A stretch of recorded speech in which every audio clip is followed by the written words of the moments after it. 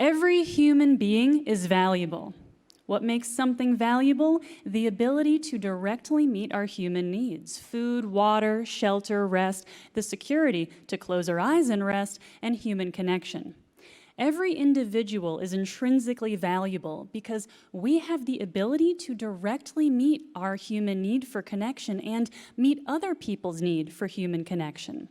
And while every individual is valuable, each person has their own internal values, concepts, and ideas that are important to them, shaping who they are, their identity. And when you recognize your values, you have the ability to connect with others on shared values. And this is how we build entire communities to meet our needs. But how do we recognize shared values? We market ourselves, the way we talk, act, dress. The list goes on. Who we are is imbued in all we do. We're walking stories.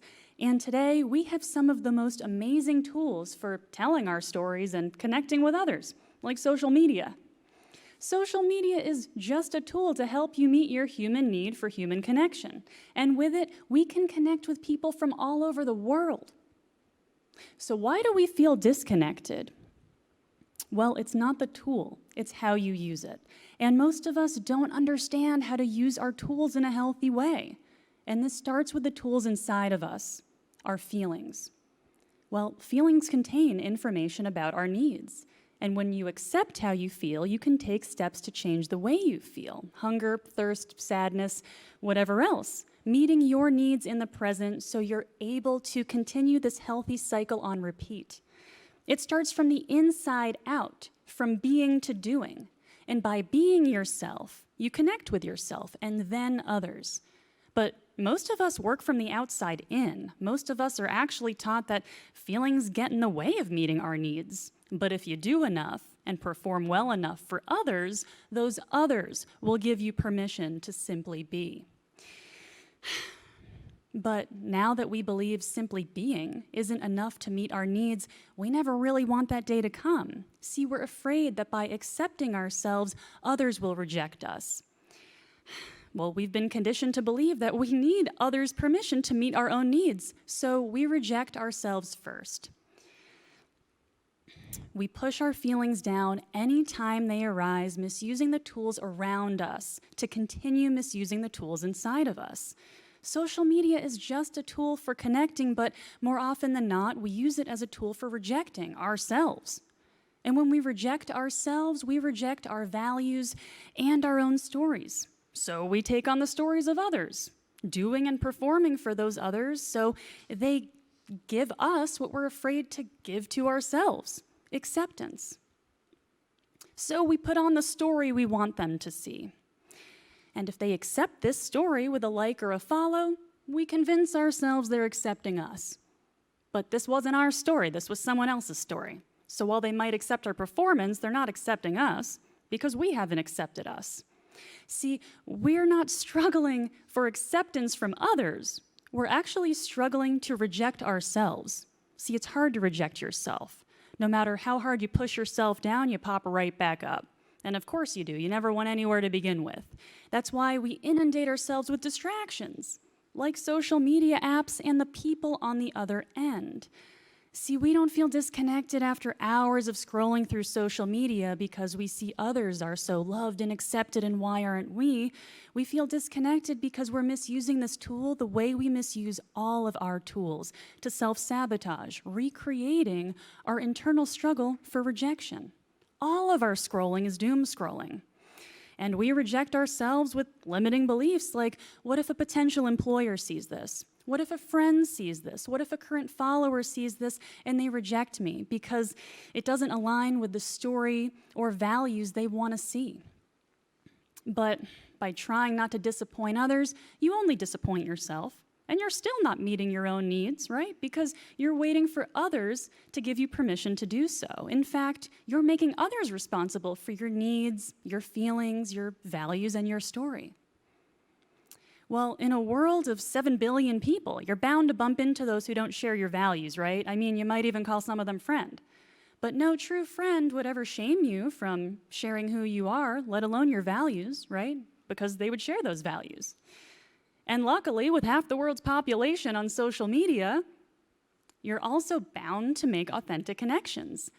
But you need to connect with yourself first.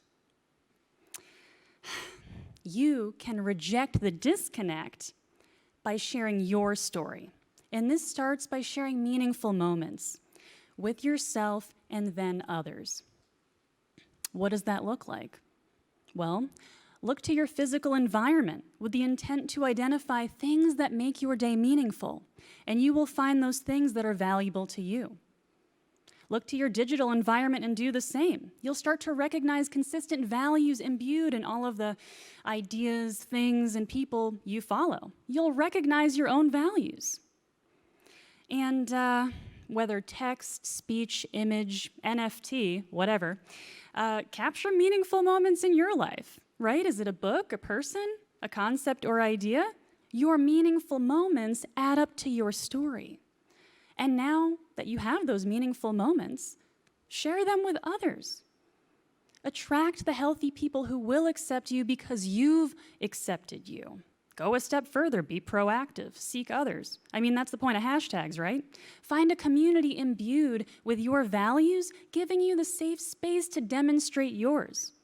You come to see that you're not just useful for what you can do, but you are valuable for who you are. You start to shift your own perspective. Well, I grew up ping-ponging between abusive home environments, unaware that my normal was unhealthy. Social media wasn't just an escape for me, it was a safe space, a place where I could just be myself. Back in the MySpace days, I ran a group all about hair and style. What started as a list of links to inspirational photo albums turned into an active forum of 15,000 members. And you know what? Years later, people still reach out to me and tell me how much they love that group. And at the time, I made profiles for musicians who would trade me merch in exchange for my work. I took creative self-portraits before selfies was even a thing, or before we called them that. I'm dating myself here. And, I blogged. I blogged about the meaningful moments in my life, and I met people with whom I'm still in touch today. I value accessibility. I value access to information, and I value access to a safe external space where people can explore their own internal space without judgment. But at the time, I wasn't thinking about what my actions communicated, right? I was just being me. And then the forums disappeared overnight. But anyway, I went to college, art school. And while at school, a teacher sent me sex poems in the mail. So I reported him. He was investigated and fired. And after helping a handicapped woman in the bathroom, I told the school about potential liability, but also people need more help, and they posted handicap help notices around the school.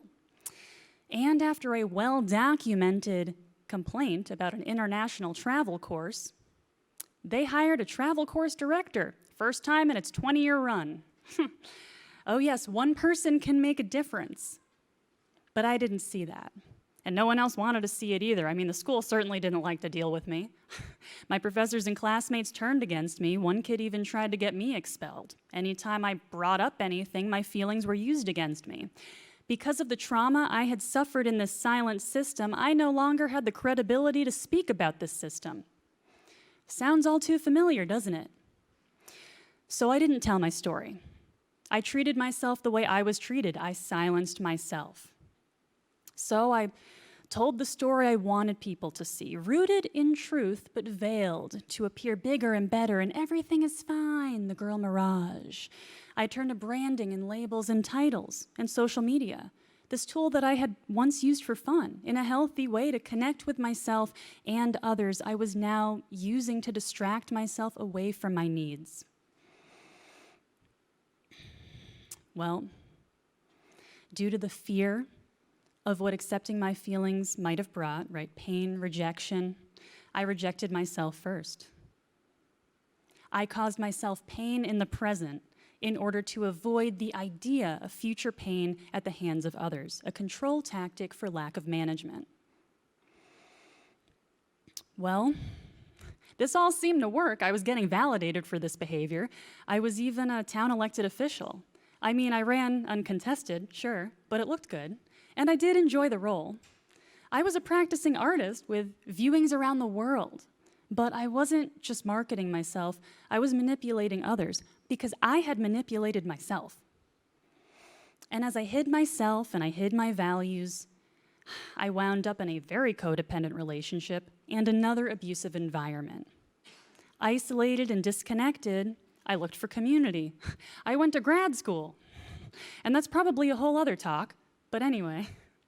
10 years later, after 2 degrees, a few startups, a pile of projects, something clicked. This wasn't being, this was just more doing.